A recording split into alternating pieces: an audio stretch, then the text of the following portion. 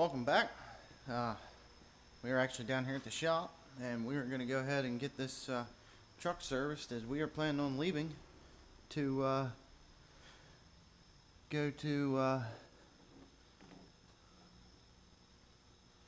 camping for the weekend. We're headed up to Wildwood Campground with the camper finally, after several weeks of working on the camper.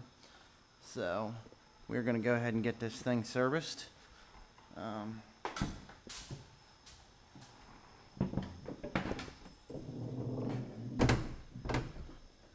got some oil for it. I'm going to go ahead and service the transmission fluid. I'll give you a little rundown of what's been going on, but the truck has, this past week it developed, Wednesday morning, it developed a little bit of a issue with the transmission, or so I thought. It ended up just being the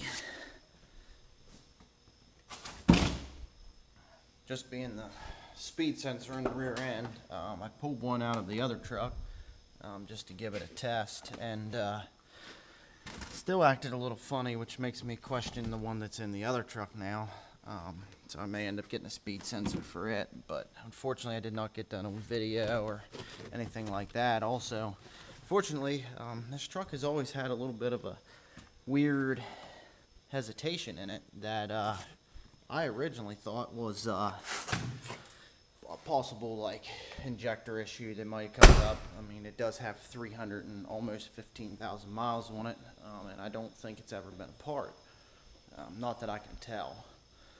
So I had always kind of thought that it had an injector issue, but come to find out, when I pulled the codes, it had an intermittent cam position code in it.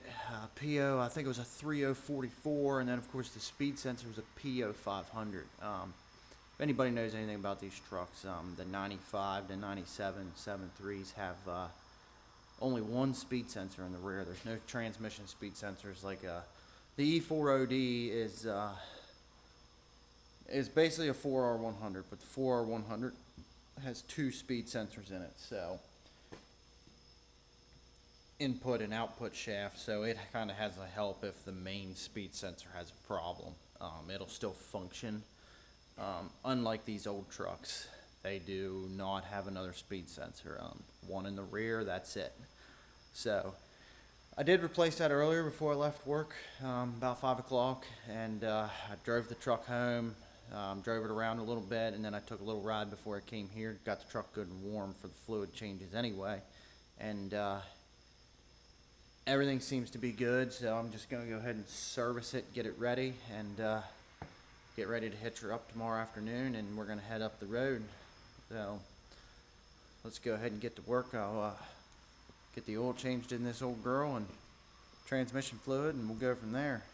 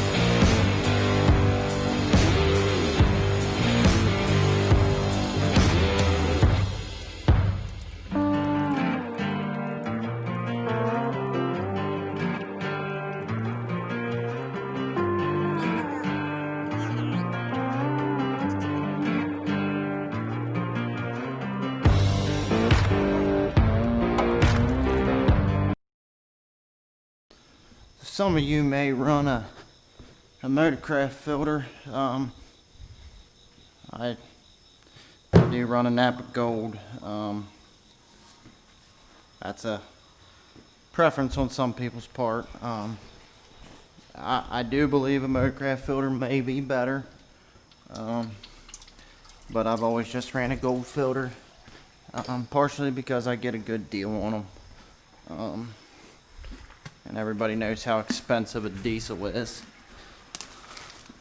So that's just what I do.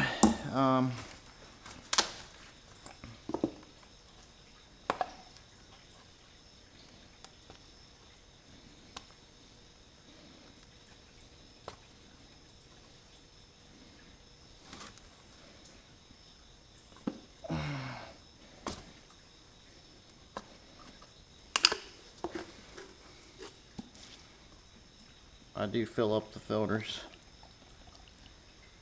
before I put them on.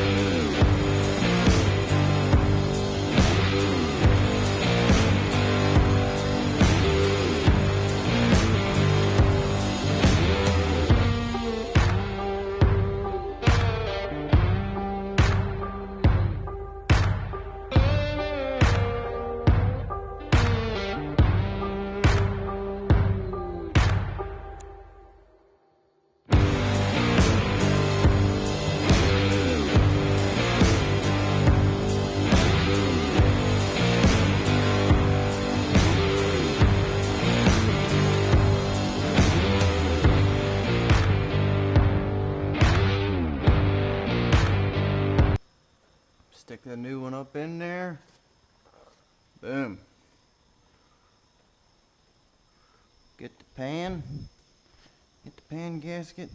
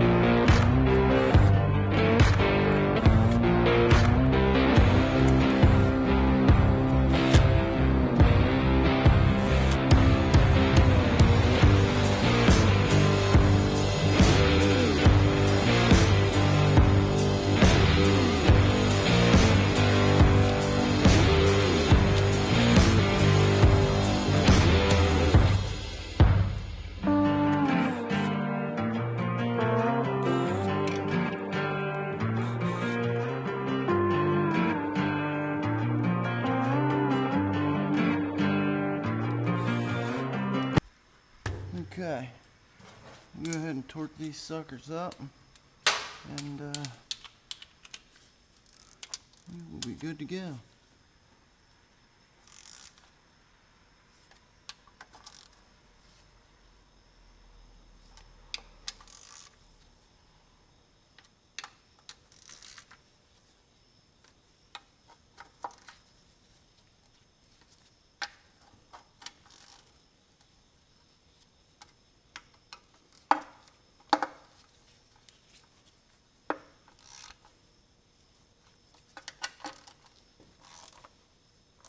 I'm not exactly sure what the torque spec is on these. What I do know is I generally only run them in what I would say is about 8 foot-pounds. About 8 foot-pounds is the trick here. You don't want them real tight. They basically just need to be snug.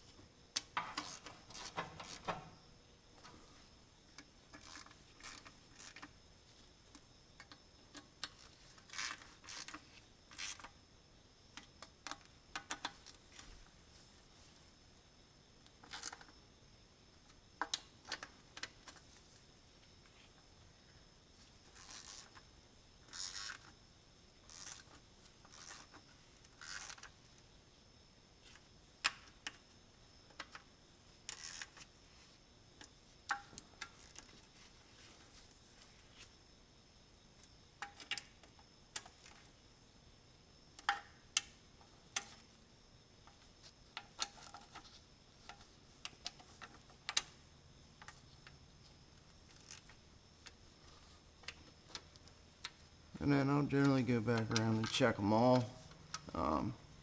Just because when you draw a pan up like this in a gasket, it'll, as the pan settles in, just like this one here, it's not as tight as the rest because, you know, the one behind it pulled the pan, drilled the pan down further than the rest.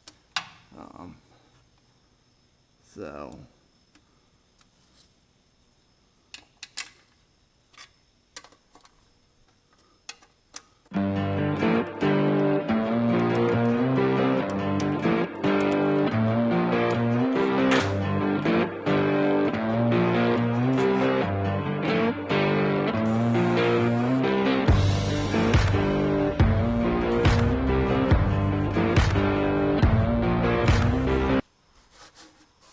I'll go ahead and wipe the rest of the pan off. That way I can kind of check for leaks in the end, just in case something ain't quite snug enough. That's generally my force of habit method here, and that's pretty much my habit with any of my customers' vehicles as well. So there we are, that's taken care of and done. All we gotta do is get some fluid back in this thing.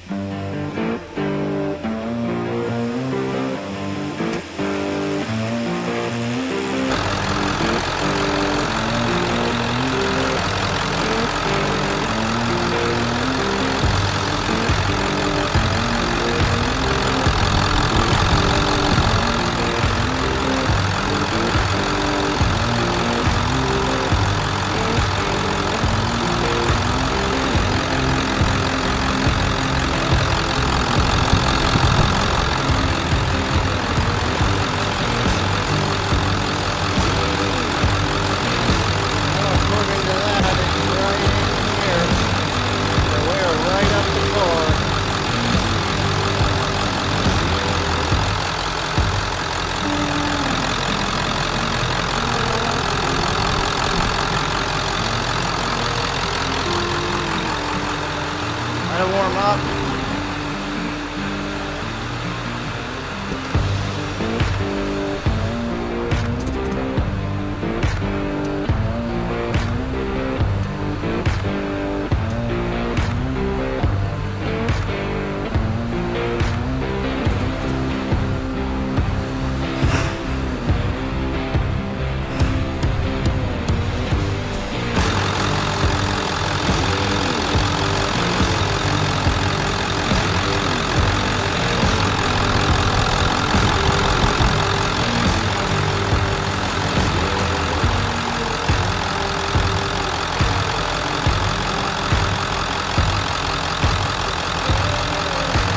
Looks good.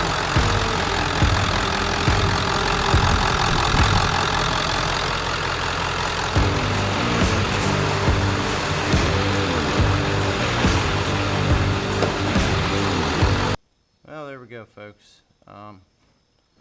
We've changed the oil in the old 7.3, got the transmission fluid changed. I went ahead and checked the coolant reservoir here, which is actually right to par where it needs to be. Brake fluid and the air filter is a little dirty, but I'm not going to worry about that right now. The truck has been doing pretty good. So, like I said, I did put a cam position sensor in it earlier today and a rear speed sensor, and I'll show you what they look like in case anybody doesn't know. This is the cam position sensor. It is this does not I think this is an OEM Ford, judging by the numbers that are kind of dotted in the top here. The new one I put in was very similar, but I'm kind of glad I did. I carry a spare one with me. This is a Ford one. This is actually out of the other truck, and this is not a Ford one. This one is not stamped on the top. So most of these speed sensors actually have part numbers stamped in right here. I'm not sure if you'll be able to see this, but this one actually says Ford right there, and the part number. I've put a lot of different parts in over the years, and even your IPR, your ICP, that's your injection pressure regulator, and injection pressure control sensor, the cam position sensor, all should be from Ford. If you own a 7.3, spend the extra money for the OEM parts. I will admit right now, this truck actually I think runs better since I put that cam position sensor in than what it did before. And this truck is all stock. It has an intake and it has a 6-position TS with some programming on it. Like I said, it has a K&N intake. Other than that, though, it is all stock with just shy of 315,000 miles, and it is it runs better now with that new cam position sensor in than it did before. So just a little note. Thanks for watching. Like and subscribe. Have a good evening.